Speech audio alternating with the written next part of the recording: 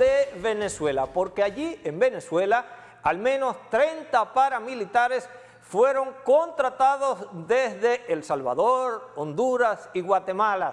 Estos presuntamente habrían sido entrenados en Colombia e ingresaron a Venezuela y están buscándolos por todas partes y ya tienen identificado a varios de ellos, ha informado el vicepresidente de Comunicación y Turismo del gobierno de Nicolás Maduro, mientras se producían protestas allá en Venezuela durante este fin de semana.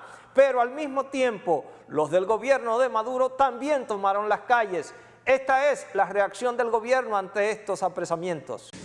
En días pasados recibimos información de inteligencia que señalaba que se estaba realizando actividades extrañas en países como El Salvador, Guatemala y Honduras, con epicentro en El Salvador, donde se estaban contratando sicarios, donde se estaban contratando elementos relacionados con el crimen, relacionados con el narcotráfico, relacionados con las maras, que son una organización criminal salvadoreña, y relacionados con la contra nicaragüense. Recordemos que además en esa actuación de la contra nicaragüense en los años 80 y los años 90 tuvo una muy importante participación el señor Elliot Abrams, que ha sido dispuesto por el gobierno de Donald Trump para agredir a la patria venezolana. En esa información de inteligencia se señalaba que se estaban preparando de 8 a 10 equipos de paramilitares, de sicarios, de asesinos, que se conformarían en grupos de 6 a 8 personas, es decir, aproximadamente 60 de esos representantes del crimen organizado en El Salvador estarían siendo reclutados utilizando grandes cantidades de dinero, y ya vamos a ver de dónde proviene ese dinero que se está utilizando para reclutar a estos asesinos, a estos paramilitares, y estaban siendo desplazados a Colombia para recibir entrenamiento, para luego entrar por alguna de las fronteras, de los pasos ilegales en la frontera de Colombia con Venezuela. A raíz del cierre de la frontera, para prevenir, para proteger a Venezuela de la agresión que estos grupos de ultraderecha intentaron perpetrar el pasado 23 de febrero, no lograron todos los grupos de paramilitares, todos los grupos de sicarios entrar a Venezuela. Pero sí tenemos ya información de inteligencia que señala que al menos la mitad de estos paramilitares, de estos asesinos entrenados en Colombia, y la mayoría de ellos de nacionalidad o salvadoreña, o guatemalteca, o hondureña, lograron entrar a Venezuela. Nosotros estamos buscándolos por tierra, por mar, por aire, donde quiera que se encuentren. Vamos a capturar, porque ya tenemos identificados a algunos de estos paramilitares. De esta situación de Venezuela hay que recordar que durante los 2 últimos meses Nicolás Maduro se ha aferrado a los militares, que son su principal sostén, agitando la lucha contra el intervencionismo alimentada allí sobre todo por la advertencia de Donald Trump de que no descarta una acción armada en Venezuela. En tanto, el líder opositor Juan Guaidó también se ha declarado dispuesto a pedirle al Parlamento que autorice una intervención militar, pero el Grupo de Lima, aquellos 13 países latinoamericanos y Canadá que reconocen a Guaidó, y la Unión Europea se están oponiendo al uso de la fuerza militar para, de una vez y por todas, poner a funcionar el sistema democrático que ellos cuestionan de Venezuela.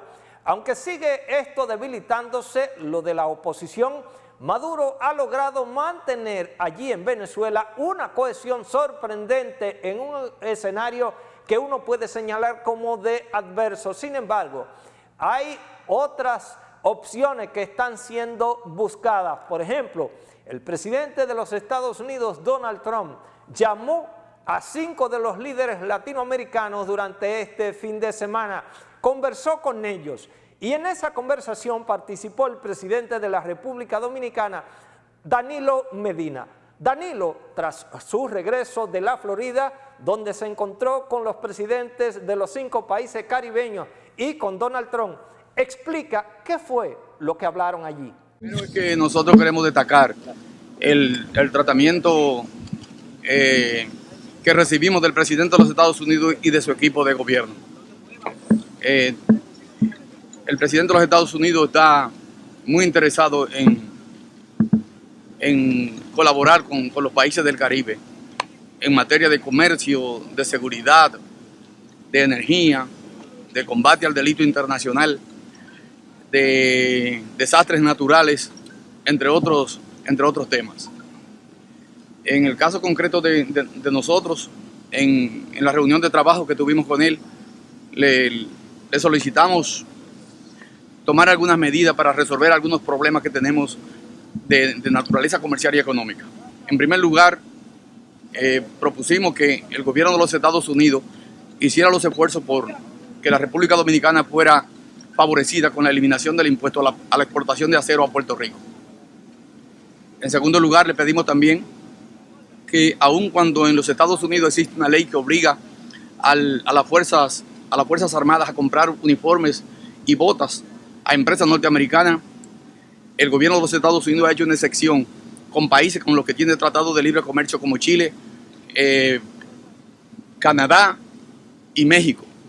Y le pedimos también que permitiera que empresas establecidas en la República Dominicana pudiesen exportar también botas para los militares de los Estados Unidos. Le pedimos también que la colocación de la República Dominicana en alerta de viaje para los ciudadanos norteamericanos fuera retirada. En eso también coincidió el primer ministro de Bahamas, que tiene la misma clasificación, y prometieron que iban a revisar esa medida de inmediato. Y luego pedimos también que con relación a los desastres naturales, la República Dominicana ha estado demandando del establecimiento de una cuenta de emergencia para que una vez que uno de nuestros países en el Caribe pueda ser afectado por un desastre natural, se pueda hacer uso de esa cuenta, no para regalar dinero, sino para financiamiento blando y a tasas de interés baja y a largo plazo. Entre otras cosas, nosotros vimos un presidente interesado en el Caribe. Sobre la situación de Venezuela. En el caso de Venezuela. El caso de Venezuela. El caso de Venezuela, presidente. Venezuela no fue un tema. No se abordó el tema. No fue déjeme hablar. Venezuela no fue un tema central. Simplemente él se limitó a preguntarle a algunos de los presidentes que estaban presentes cuál era su visión de Venezuela. En el caso de la República Dominicana ni siquiera nos lo preguntaron. O sea, ese tema, el tema chino estuvo ausente de la agenda. Bueno, en Haití lo que estaba sorprendido por la diferencia de desarrollo de ambos países. Lo que él está impactado por el crecimiento de la República Dominicana, por el camino de desarrollo que lleva la República Dominicana, y muy apenado porque Haití se ha quedado muy rezagado. ¿Es valorado como algo positivo, presidente, o algún encuentro pautado más futuro? Bueno, ahí ustedes han visto la prensa, hay comisiones que vendrán para darle seguimiento a todo esto. Nosotros creemos que de verdad hay un interés en este momento del gobierno de los Estados Unidos con el Caribe. Y ojalá que se pueda materializar. Con el presidente Haití. ¿Va a venir una comisión al país? Bueno, ellos lo anunciaron, no se discutió en la mesa, pero le van a dar seguimiento a todos los planteamientos. Cada país hizo los planteamientos que entendió que favorecían su propia economía. ¿Percibirá la República Dominicana con ese encuentro grandes aportes? En marzo. No sé, nosotros hicimos los planteamientos, ya eso queda en manos de ellos. Lo que le puedo decir es que para nosotros fue de mucha satisfacción ver el interés que el presidente de los Estados Unidos tenía con nuestros países y especialmente con la República Dominicana. Ahí está lo que dijo Danilo Medina alrededor de las conversaciones que se sucedieron en Estados Unidos con el presidente de esa nación. Pero es información y nosotros le hemos dado seguimiento. También hablamos de el Viking Sky, el cual realizaba el trayecto entre Tromsø al norte de Noruega y Stavanger al sur, con 1.373 personas a bordo, 915 pasajeros y una tripulación de 458 personas, cuando este quedó prácticamente a la deriva a consecuencia de las averías en sus motores. El barco, que tenía como nombre el crucero Viking Sky, llegó el domingo a tierra firme después de una dramática jornada el sábado, cuando una avería en el motor provocada por agitadas aguas de la costa lo obligó a una espectacular evacuación de casi un tercio de los 1.373 pasajeros, escoltados y remolcados por un helicóptero y otros miembros de Noruega y de otros lugares. Pues, de acuerdo a las autoridades, se mostraron imágenes sobre esta realidad y casi un tercio de los ocupantes fueron evacuados previamente en las aeronaves como parte de la operación de rescate dramática por el mal tiempo que se estuvo viviendo en esa zona. Lo que ha pasado es parte de la historia. También nosotros le contamos lo que sucedió la semana pasada. Laridis Zapata se encarga de hacernos un resumen de los hechos más importantes noticiosamente de la semana que concluye. Laridis.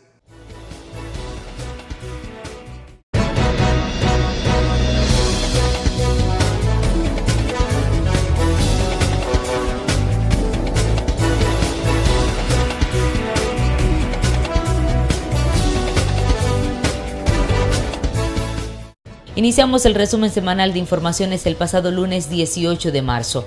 El Ministerio de Agricultura entregó en Dajabón más de 10.000 quintales de alimentos como respuesta inmediata a los ganaderos de esa zona ante la prolongada sequía registrada en el país y que ha impactado especialmente a la línea noroeste.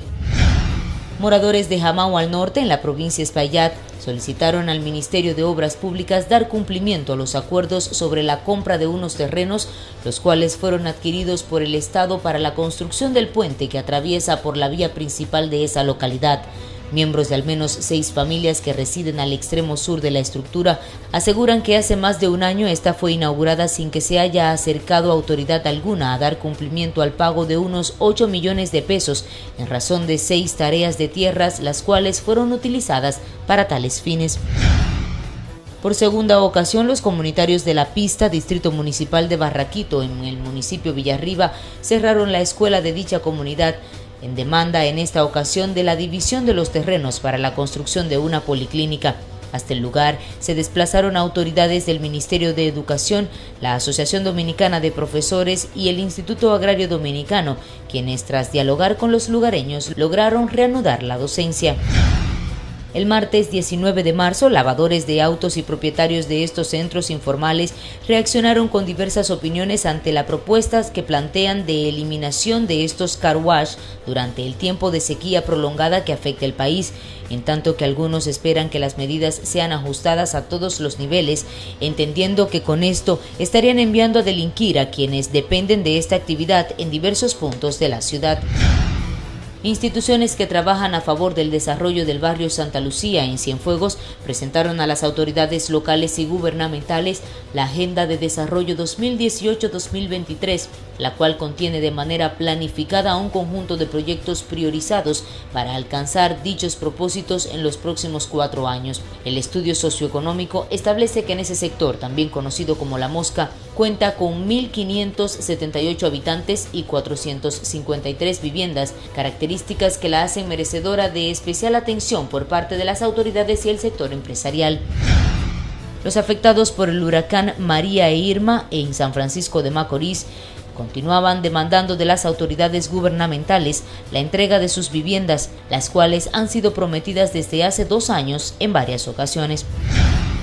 El miércoles 20 de marzo, familiares de un bebé de apenas 1 año y 4 meses de edad, quien falleció según autopsia realizada por fuertes golpes en distintas partes de su cuerpo, exigieron justicia y el mayor peso de la ley para el responsable de su muerte.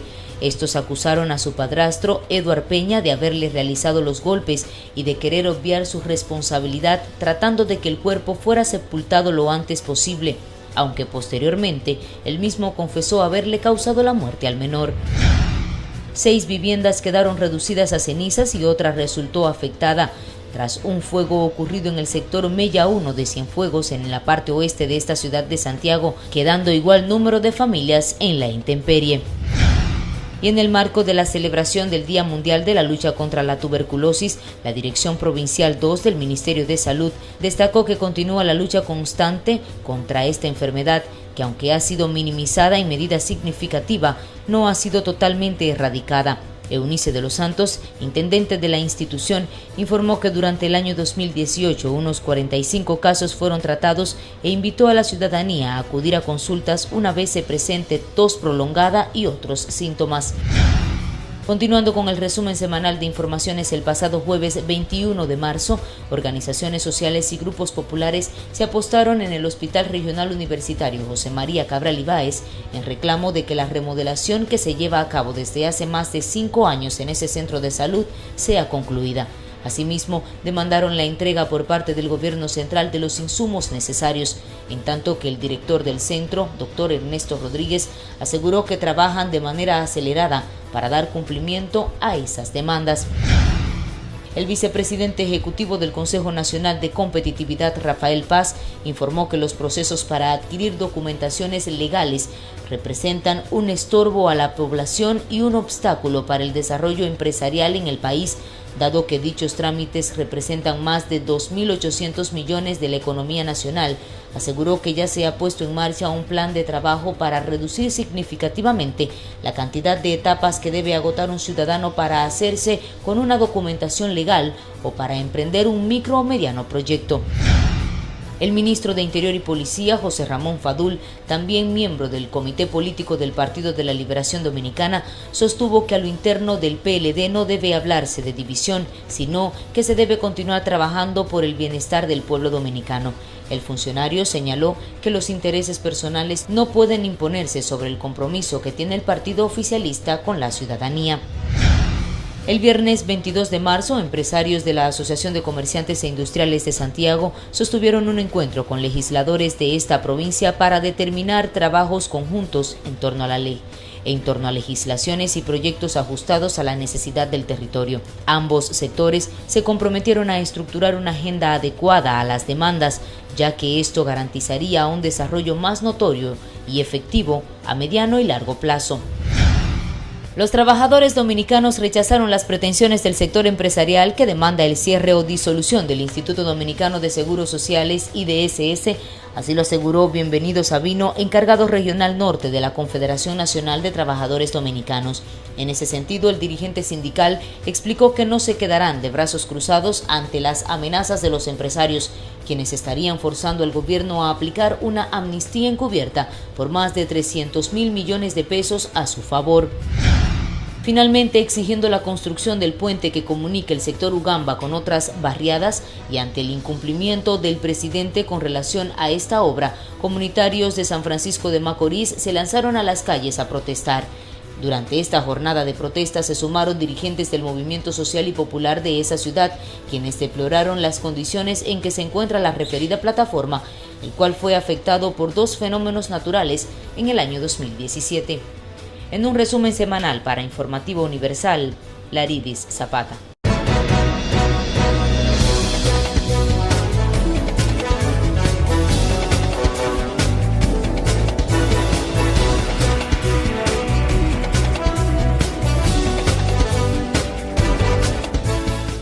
Muchas gracias a Laridis por contarnos de estos hechos. De esta manera nosotros despedimos la entrega de Informativo Universal de este domingo, dedicando el programa de manera muy especial a Griselda Pichardo y a su esposo Andy, queridos, muy queridos por nosotros. A ellos, nuestros saludos afectuosos. Para ustedes, muy buenas noches, feliz y próspero inicio de semana.